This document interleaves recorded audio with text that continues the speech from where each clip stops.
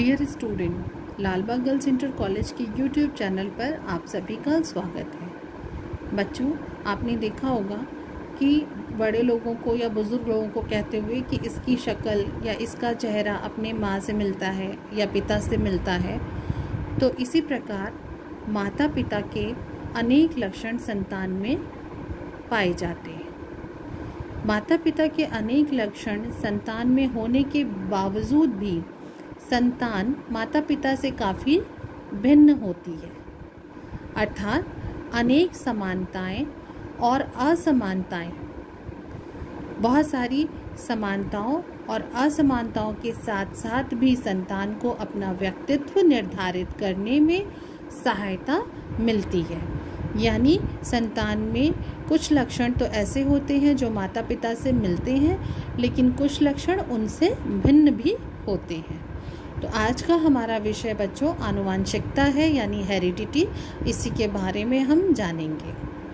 माता पिता जनकों से संतानों यानी संतति में पहुंचने वाले लक्षणों को आनुवांशिक लक्षण तथा इन लक्षणों एवं उनके प्रभावों के आधार पर नई पीढ़ी में उत्पन्न समानताओं और असमानताओं को आनुवांशिकता कहते हैं। यहाँ पर बच्चों आपने देखा जो परिभाषा आनुवांशिकता की दी गई है, उसके आधार पर मैंने आपके लिए ये आसान सा चार्ट बनाया है, जिससे आप इस बात को अच्छे से समझ पाएंगे। यहाँ पर देखिए, माता पिता को हम जनक कहते हैं। जब भी जनक शब्द लिखा होगा तो जनक मतलब ही होता है माता एवं पिता।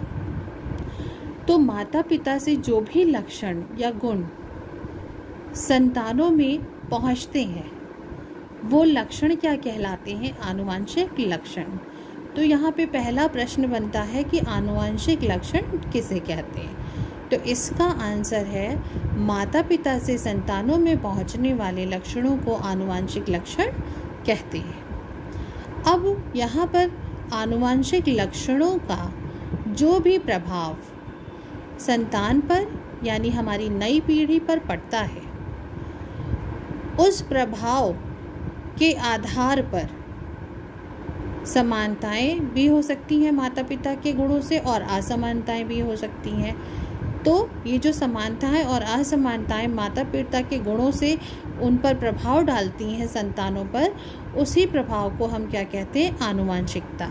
इसीलिए देखिए यहाँ पर लिखा भी गया है कि इन लक्षणों एवं उनके प्रभावों के आधार पर नई पीढ़ी में उत्पन्न समानताओं और असमानताओं को आनुवांशिकता कहते हैं। तो आप आनुवांशिक लक्षण और आनुवांशिकता में अंतर समझ गए होंगे।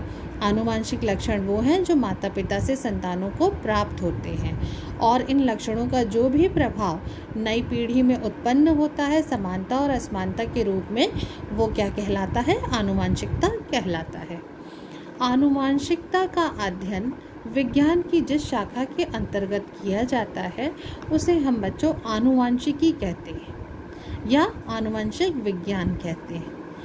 आनुवंशिकी का सर्वप्रथम प्रयोग यानी इस शब्द का प्रयोग सबसे पहले, यानी इस शब्द का जो नाम, ये जो शब्द आया आनुवंशिकी, इसका सबसे पहले नाम डब्ल्यू बेटसन ने सन 1905 में किया था। यानी आनुवंशिकी शब्द का सर्वप्रथम प्रयोग डब्ल्यू बेटसन ने सन 1905 में किया था।